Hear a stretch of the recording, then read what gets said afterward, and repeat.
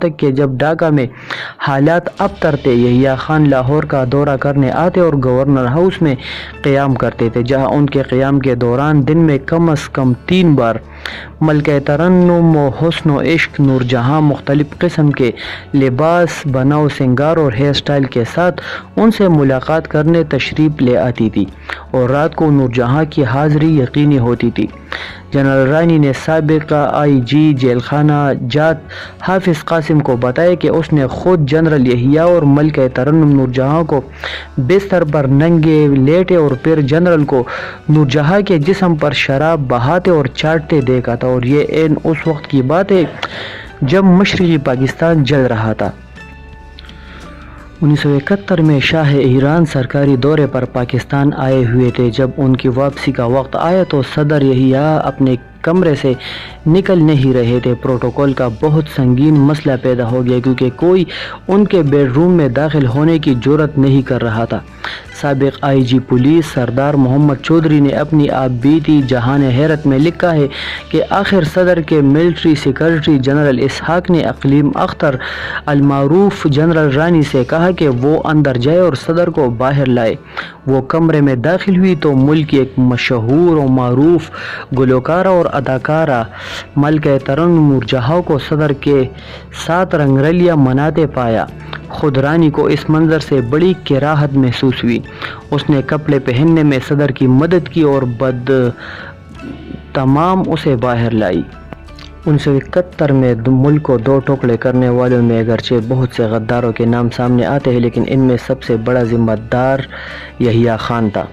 یحییٰ خان شراب اور عورتوں کا رسیا تھا۔ اس کے جن عورتوں سے تعلقات تھے ان میں آئی جی پولیس کی بیگم شمیم این حسین، بیگم جوناگڑھ، میڈم نور جہاں، اقلیم اختر المعروف جنرل رانی، کراچی کی تاجر منصور ہیر جی کی بیوی، ایک جونیئر پولیس آفیسر کی بیوی نازلی بیگم، میجر جنرل ریٹائر لطیف خان کی سابقہ بیوی، کراچی کی ایک رکھیل زینب اور اس کی ہم نام سر خضر حیات ٹوانے کی سابقہ بیگم انورہ بیگم، ڈھاکہ سے ایک انڈسٹری کی مالکن للی خان اور لیلا مزمل، اور اداکاراؤں میں سے شبنم شگفتہ، نغمہ ترانہ اور بے شمار دوسروں کے نام شامل تھے۔ ان کے علاوہ تعداد آرمی کے آفیسر اور جرنیل اپنی بیگمات اور دیگر رشتہ دار خواتین کے ہمراہ ایوان صدر آتے اور واپسی پر خواتین ان کے ہمراہ نہیں ہوتی تھی۔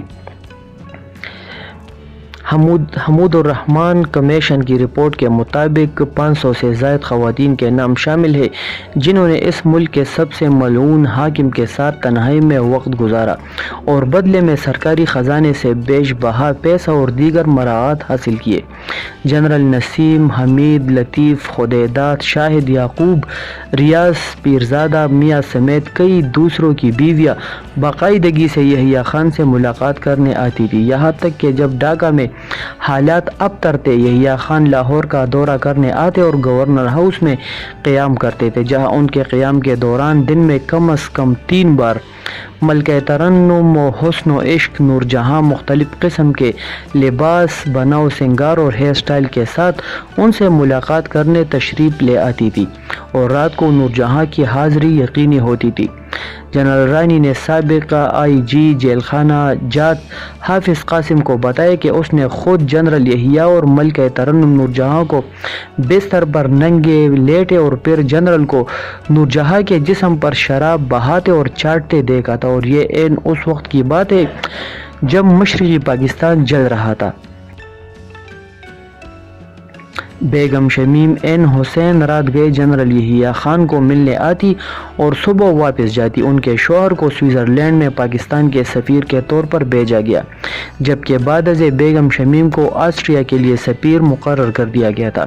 دونوں میاں بیوی کو سفارتکاری کا کوئی تجربہ نہیں تھا، نہ ہی امور خارجہ کے شعبے سے ان کا کوئی تعلق تھا۔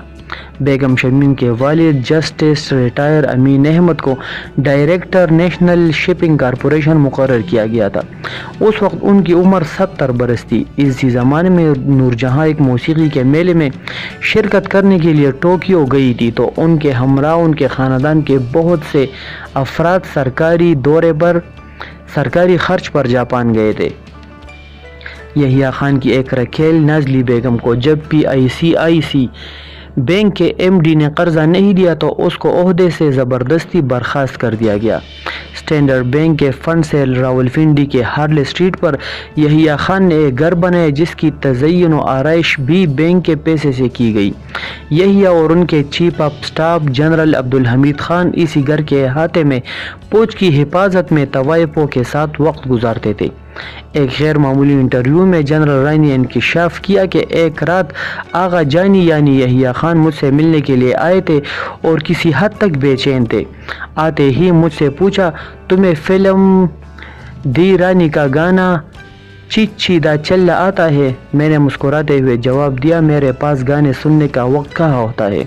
اسی وقت انہوں نے ملٹری سیکرٹری کو فون کیا اور واقعے اور نغمے کی کاپی لانے کا حکم صادر کر دیا۔ رات کے 2 بجے کا وقت تھا، بازار بند تھے۔